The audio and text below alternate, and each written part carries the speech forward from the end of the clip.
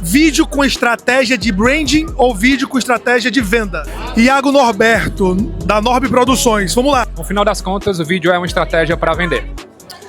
Copiar tendências de mercado ou investir no próprio caminho? Investe no próprio caminho com um quesinho de personalidade e autoridade ali. Tráfego pago ou orgânico? Tráfego orgânico. Fazer conteúdo mais orgânico ou super produzidos? Depende da fase. Normalmente o orgânico funciona mais, mas o produzido é bom para uma fase de branding ali. Vai no mais orgânico que funciona melhor. Grandes contratos pontuais ou bons contratos recorrentes? Recorrência é o jogo aqui.